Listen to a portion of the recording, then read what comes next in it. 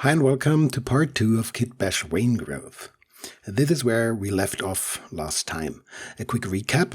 We imported some 2D splines that we drew in Inkscape. Then we transformed them to form this library where we put all the splines at the origin, and one of them is 3D after our edit. And then we created an orient attribute to give curve framing to the splines, and we used that to compose a procedural vein from these individual spline pieces by doing random rotations and putting one spline piece to the end of the other. And that gives this nice procedural vein that you see here. Today it's about adding branches to this and making everything grow. So let's dive in and directly get started with adding branches. To add branches, I want to use the points that are already there. If I visualize them, you see that I have quite a bunch of points, so I can just use some of these points to put my branches on. And I can do this with a group range node, because I want to select every, say, 25th point on this vein. And we have the group range for this, group by range, that's appended here after our loop. And let's switch the group type to points, the moment it groups everything. And let's name the group clone. And now we want to use this range filter here and select one of 25 points.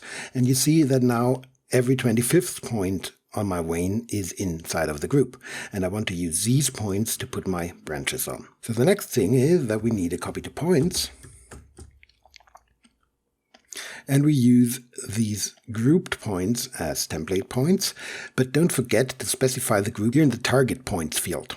So let's use a clone group here, and if I quickly create a sphere, put the sphere here in the first port, maybe transform it down a little, transform it down, you see that these spheres only get cloned on these selected points. And the good thing is, the next thing that you can notice is that these spheres get oriented. And that is due to the fact that we have the orientation attribute on our vein. So as soon as I make orient visible here on my vein, you see that I have a beautiful curve framing on my vein. And that means that all these clones will get rotated accordingly, which is perfect. So now we want to use primitives from our library to be used as branches. So we have our library up here, and we can split the library apart by using a blast node. So let's create a blast. And let's first say 0 and delete non-selected, which leaves us with primitive number 0. Turn off the visualization for now, and then we can copy this blast over and use 1 and 2. So now we have all the pieces of the library as individual geometry streams, and we can use these to put them as branches on our vein. Let me move these 3 down here, and we can start by using the first one here on the copy to points. And you see, as soon as I do this, I get branches here on my vein. And these branches are, like the spheres, oriented correctly because we have an orient attribute on the vein. At the moment we have always the same primitive as a branch, but we want to vary the branches randomly. One way to achieve this would be copy stamping, but copy stamping is slow and deprecated, so let's do it the modern way by using 3 groups and 3 copy to points.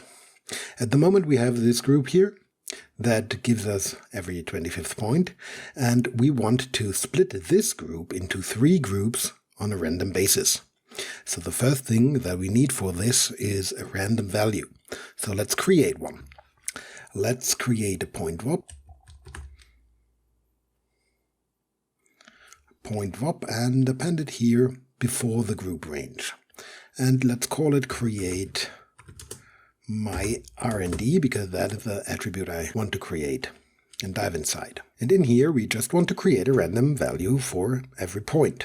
So let's lay down a random node and let's feed it the point number, such that it generates a random float between 0 and 1 for every point. Sorry, I connected prim number accidentally, so use ptnum. And now let's bind export the result. Bind export, and let's call the new attribute my R&D for my random. Go up one level and let's check on the geometry spreadsheet, and here you see we have my R&D going between 0 and 1. Good. We can use this value to split the group apart to form 3 groups. And for this we use a group expression. So lay down a group expression and append it here after the group range. And that will create a group, a point group called group A. And the expression to use is at my R&D is smaller than 0.333. Now this groups all the points where the random value is smaller than 1/3. And you can see here that you get 1/3 of the points grouped. That is just a temporary group, and we will combine it with this original clone group later to be left with the points that are as well in the clone group as in the A group. Now let's duplicate this group expression, and let's create a second group called B. And for this one, my R&B should be bigger or equal to 0.333, and, logical and, at the same time my R&D should be less than 0.666. So now this gives us 1/3 of the points, but another one. So here we have the group A, and here we have the group B. And now for group C, the third group that we need, we want to state that my R&D should be bigger or equal to 0.666. And this gives us the last third. Now let's combine these groups with the clone group. Lay down the group combine, and append it here. And at the moment we have 4 groups. If I switch groups on and go to points, you see I have the group A, B, C, and clone. And what I want to do now is the group A should equal itself. So this is just the A group without any modification. But now I want to intersect this with the clone group. And what this gives me is, now after this, I have only the points that are as well in the A group as in the clone group. So let's do the same thing for the B and C group.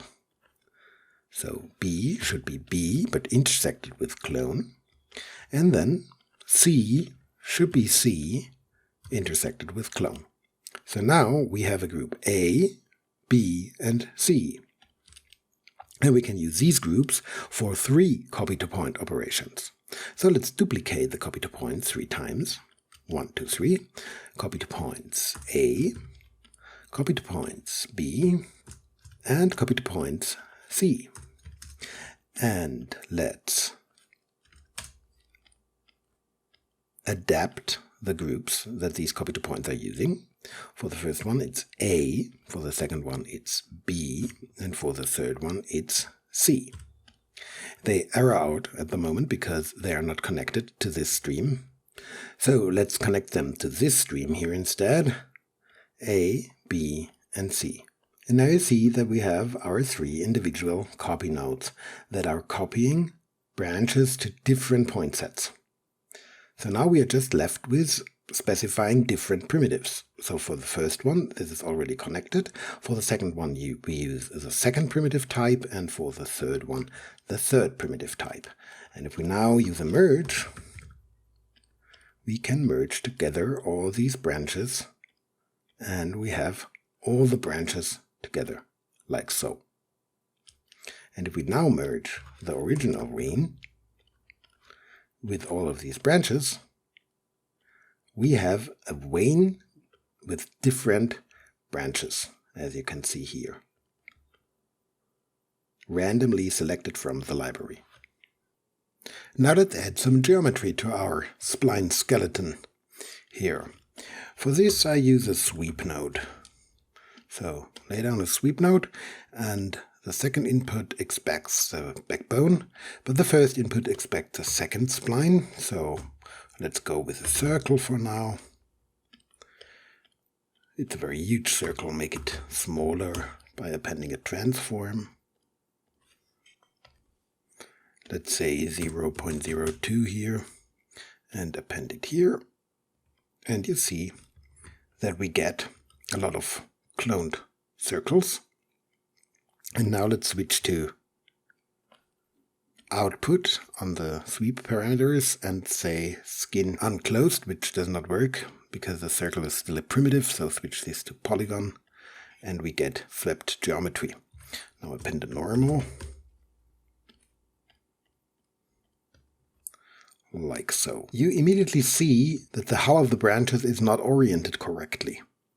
Why is this? Well, if we go to this merge node and make the orient attribute visible again, you see that the orientation framing is not correct.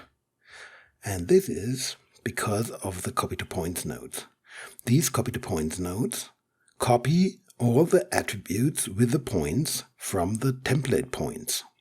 That means that they take the orient attribute from the point they copy the branch to and put it on the entire branch. We don't want that. Fortunately, we can tell the copy to points node not to override the orient attribute.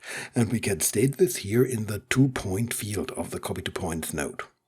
At the moment, it says, this little star here says, please copy all attributes from the template points. And then this little hat says, don't copy V and don't copy alpha. And we want to just extend this list by appending a comma, then this little hat, and then orient. And you see, as soon as I do this, the orientation attribute is not copied anymore from the template points, but it's just taken from the original geometry. And there it was correct. Let's do the same thing for the other two copy to points. So comma, little hat icon, and orient. And for the third one.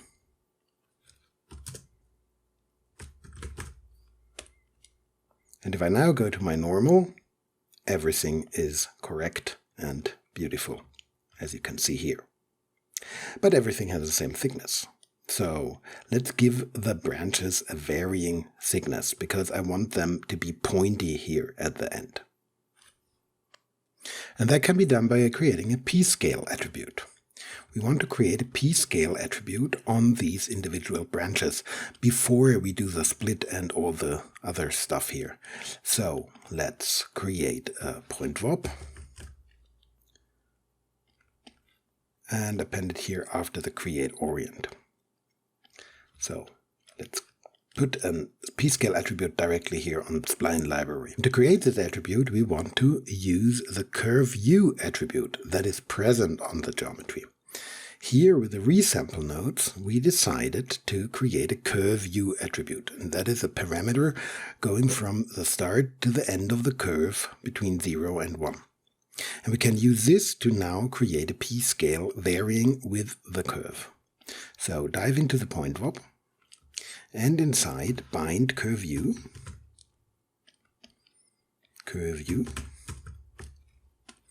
and now append a ramp parameter, because we want to remap curve view. This is a spline ramp. And after that, let's fit it to be able to adjust the output like so. And let's promote dist min and dist max. And now bind export the result of all of this to pscale. Like so. Now we create pscale. At the moment it's 0 everywhere, because this ramp defaults to 0 everywhere. But if we do something like this, we should have a pscale attribute now. Let's check with the geometry spreadsheet. And here it is, pscale, going somehow between 0 and 1. But we want it the other way around. It should start at 1, like so, and then go down to 0, because we want the end of the primitives to be pointy.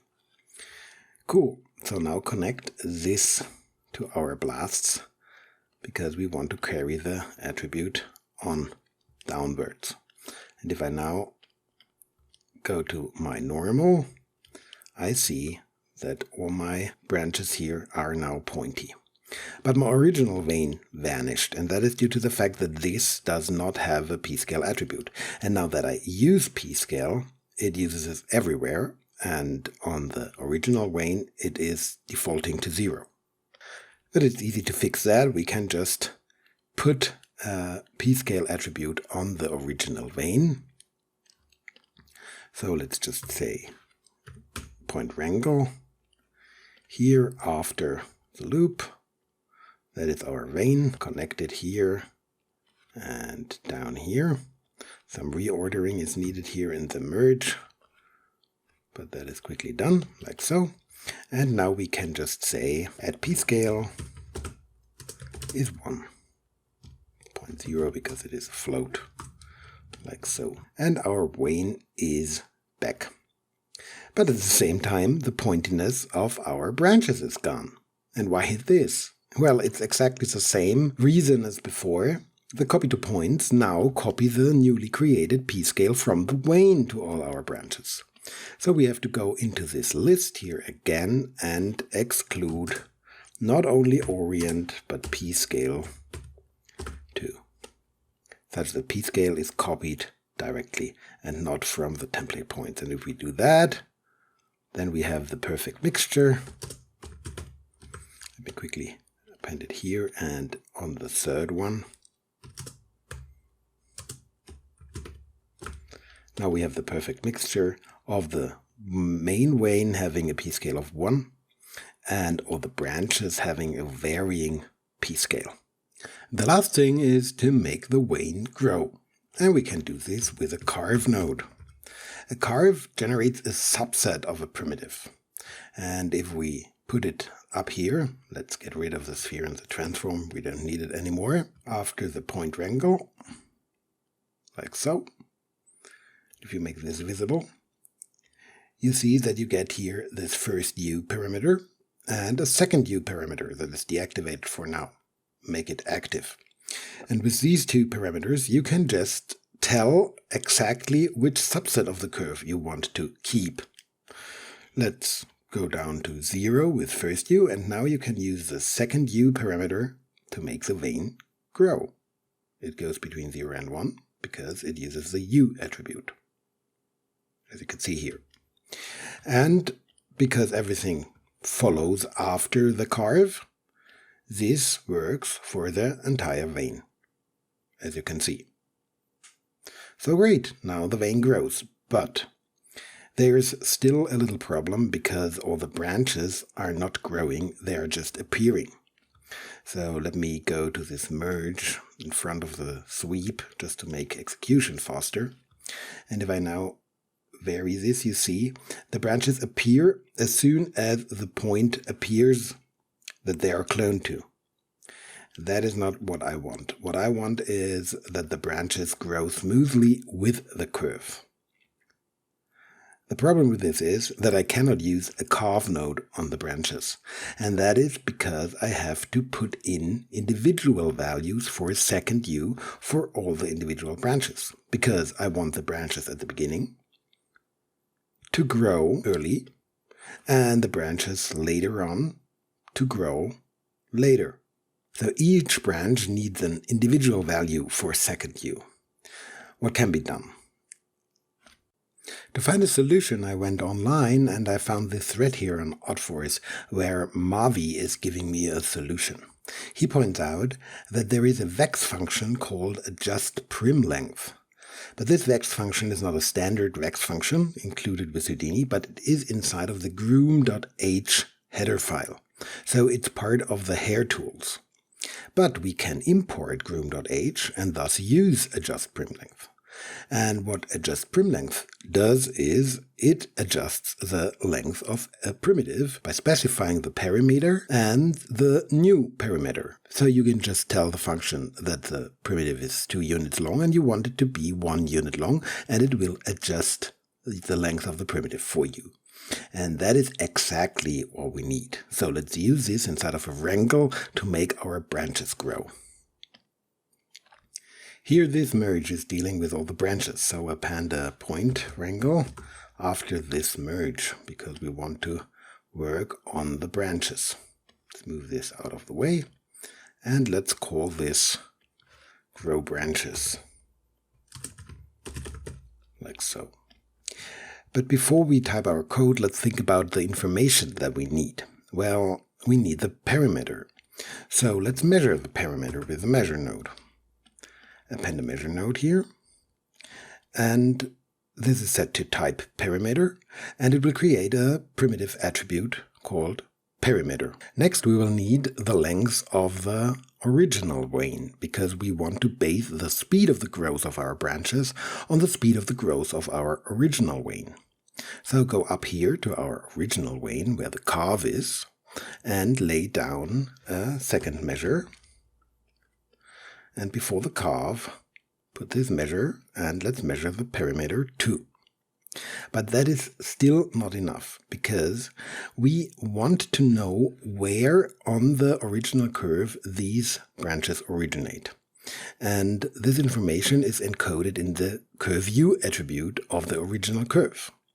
Let's make the curveView attribute visible by temporarily appending a color node, like so, and set this to ramp from attribute. The attribute to color from is curveView, and maybe use different colors because they are maybe a little bit more visible than just black and white. And what you see here is the individual elements that this wane consists of, because the curveView attribute was never altered. It was just copied over. And that's why it is not ranging from the start to the end of this wane, but it is ranging from the start to the end of all the individual elements this wane is composed of. We have to change this. So let's quickly lay down a wrangle, a point wrangle appended here before the measure, and call it calc curveView to update curveView. And we want to evenly distribute the curveView attribute along this wane. First, we need the point count, so let's create a variable of type integer called pnt cnt for point count, and that will be endpoints of input 0. That is all the points of the wane. Now we want to calculate a fraction, so float frac, and this fraction is just 1 divided by, and let's cast this value to float, divided by point count minus 1, like so. And now our new curveView is just the point number at pt_num times this fraction, like so. And as soon as we do this, and now visualize this with a color node, you see that I get now a curveView attribute that starts here at the beginning and then goes all the way down to the end of the curve. Great. That is exactly what we need. So now we can go back to our grow branches wrangle, but before we start to implement it, we have to do one last thing. First, we have to input the original wane here to the second input because we need the length, so we have to read information from the second geometry stream. And then we have to gather the information at which spot on the original wane the branches originate. So which curveView of the original wane we have at the point where the branches start to grow. And fortunately, we have this information because if you go to the branches and visualize the curveView that is on these branches by using the color node we created earlier,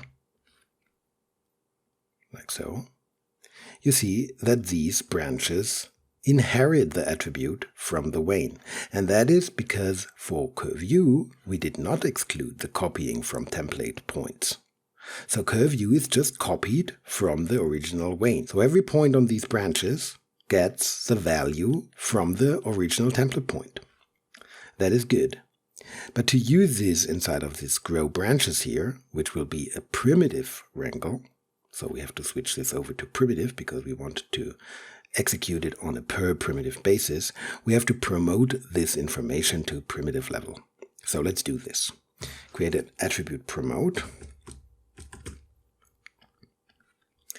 and append it here after the measure. And let's promote curveview from point to primitive level. Let's get rid of the color, we don't need it anymore. And now we have all the information we need. We have the curveview value on the primitives, we have the perimeter on the primitives, we have the perimeter and the curveview on the original wane. So let's go inside of the expression editor and implement this node. Let's start by including the groom.h to be able to use the adjustPrimLength function later on. That is done by putting down this pound sign and then writing include, and then within brackets groom.h, and it will find it, like so. The next thing we need is the overall growth of the wane, because this should drive the growth of the branches. So float, let's call it gross. And we have to import this via a parameter, so via a channel. So let's create a channel and call it gross, like so. Let's apply and accept. And as soon as we press this little button here on the parameters, we get this gross field here. And we can use an hscript expression to copy this second u value that we use to drive the wane by stating copy parameter to this gross field. Paste relative references, like so. And now we have this global growth value here inside of this variable. So open up the expression editor again and let's go on implementing this node. Now we have the overall growth. The next thing is that we need the length of the wane. So float, let's call this master length. And we just call a prim function, but on geometry stream 1 or input 1, because we want to read the attribute from the wane. And the attribute is called perimeter.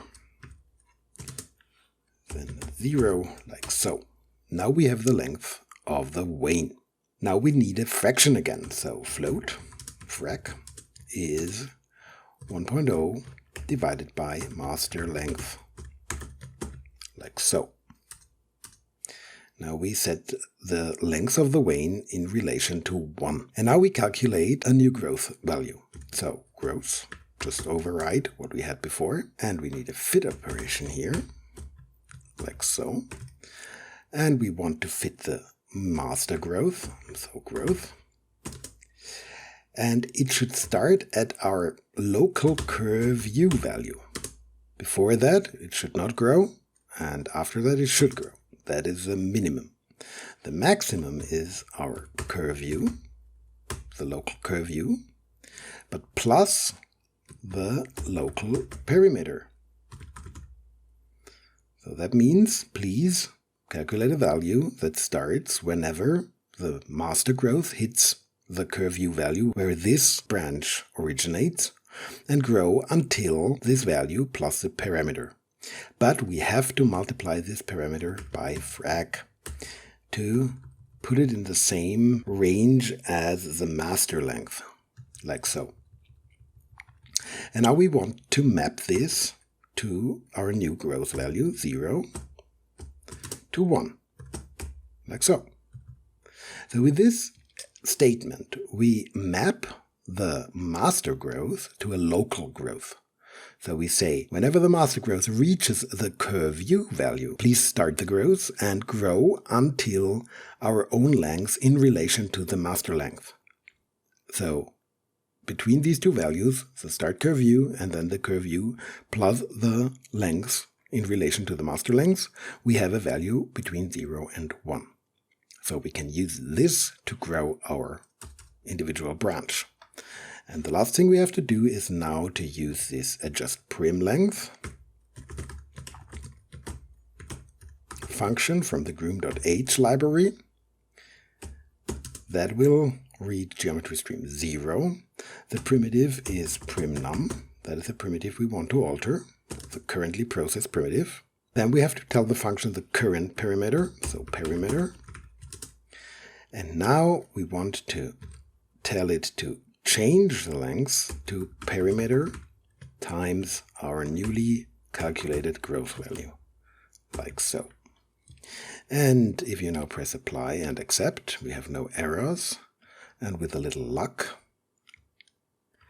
we now can go to the carve and change this value, and it does not work. And that is because we have to switch this to primitives, as I stated before. And because I have a little typo here, so open up the expression editor again, and this is not perimeter, but perimeter, like so. And now, hopefully, if I go to the carve and change the value, you see that the branches are growing smoothly. So they start whenever the main vein reaches their initial curve, and then they grow with the same speed as the main vein, which is, in my opinion, very beautiful and very handy. And now you have a smoothly growing vein that is totally procedural, based on a library. And you have just one growth value to make it grow. So go down to the normal, and you see here in shaded mode, if I change my second view, everything is growing smoothly. Perfect. These techniques can be used for all sorts of vein growth or plant modeling, not only for this procedural vein, of course. And I think they come in handy.